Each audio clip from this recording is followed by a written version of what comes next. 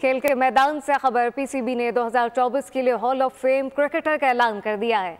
मुश्ताक मोहम्मद, इंजमामुल हक, सईद अनवर, मिसबाहुल हक hall of fame में शामिल कर लिए गए। चारों क्रिकेटर पाकिस्तान के लिए नुमाया कारनामे सर अंजाम दे चुके। इससे कबल 10 cricketer PCB hall of fame में शामिल किए जा चुके हैं, जबकि पीसीबी क्रिकेटर को ये एजाज़ देने में फ़ख्र महसूस करता है। उम्मीद है कि हमारे क्रिकेटर अजीम खिलाड़ियों के नक्शे कदम पर चलेंगे। तफसीलात क्या है, अफजाल अब्बासी से जानते हैं। जी अफजाल।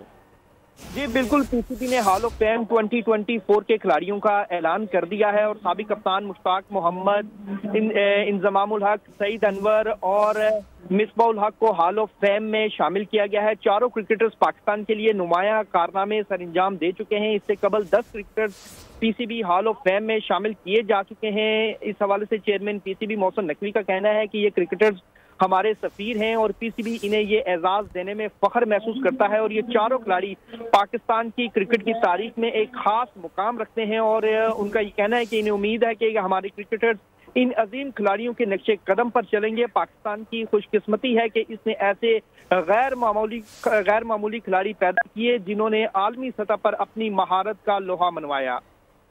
अफजाल अब्बासी, बहुत शुक्रिया।